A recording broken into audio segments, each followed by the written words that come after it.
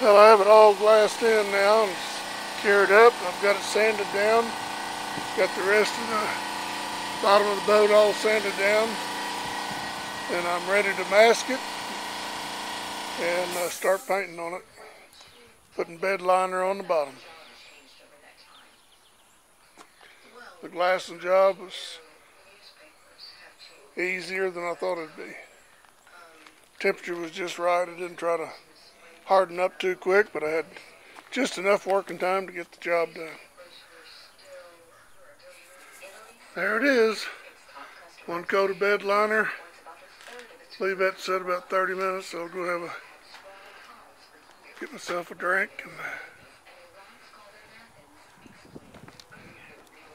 and rest a little bit, and then come back out, put the other coat on. Then she can sit there for a couple, 3 days.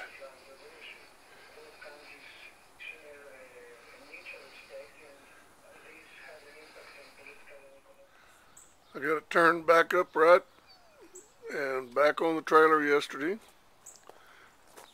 And today I think I'll go ahead and probably put the motor in there. Got her all ready to go. Got it put back together, new head gaskets, new plugs, new exhaust manifold with new gaskets and everything. The guy I bought that Sea-Doo from said it was getting hot because the front cylinder was kept losing the head gasket.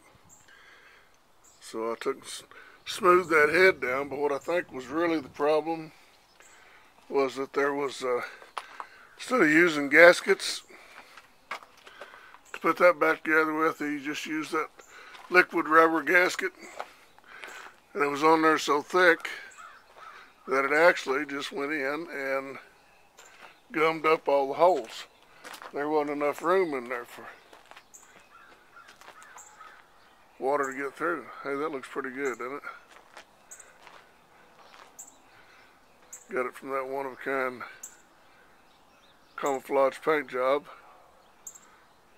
Since this thing will probably be on the river a lot and it's really dirty out there, that's about the color the mud will be. It'll be a little redder, but I think I can rinse it off and it'll be okay. I'm going to paint the inside after I get all my woodwork done. Paint the inside in there. It should be good.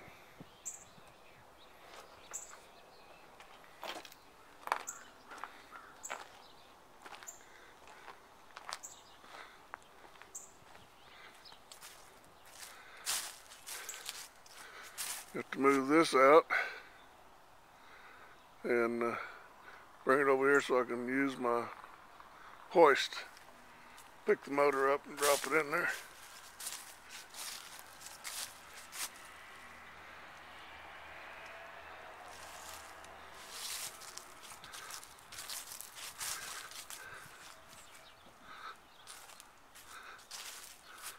And that ought to be a day's job. For me, anyway.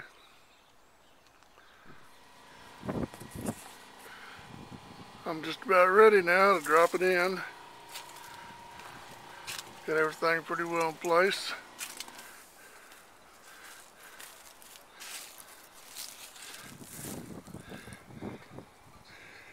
Set her down in there. Put my shims in, shim her up nice.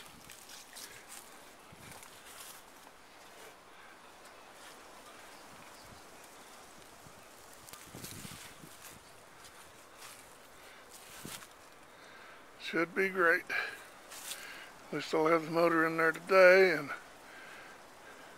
start getting everything settled in to where it has to go. My fuel tanks, mount my fuel pump, and my control box, and get a battery box. I've got to buy one of those yet. Get that mounted in there. I'll probably foam that in place so it doesn't jiggle and be vibration free.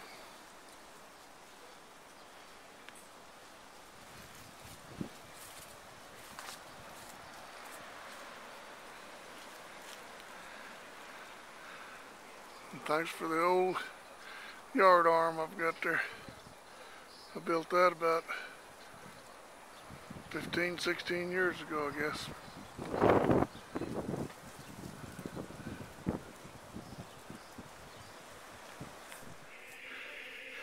Well, the moment I've been waiting for.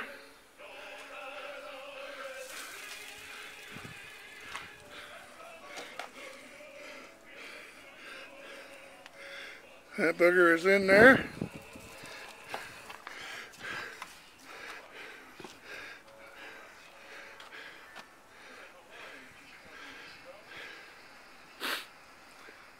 It's going to be great. Get all my shims in. Have to retorque them boogers later again, I guess.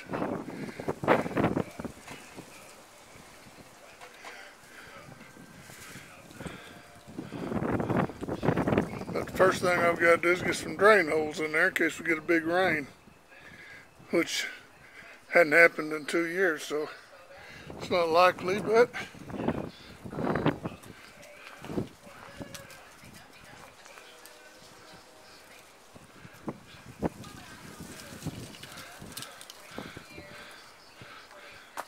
starting to look like something.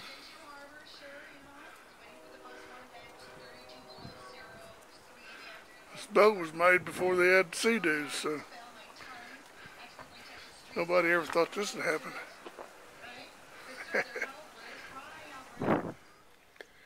Got the exhaust and the drain plug put in yesterday, and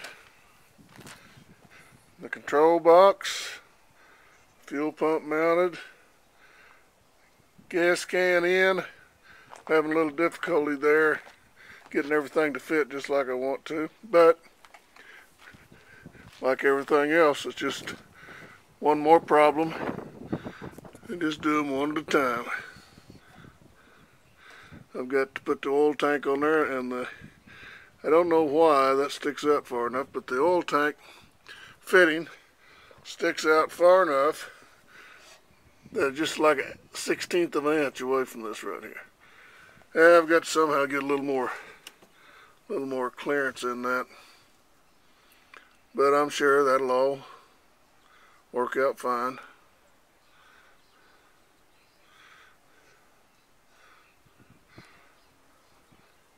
It's going to look pretty good, I think.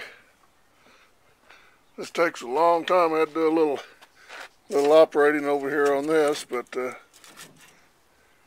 because I wanted to use, there was already an existing gasoline port here, and I'm going to make one up in front for the oil, so I can leave the engine completely enclosed whenever I fill in and all that.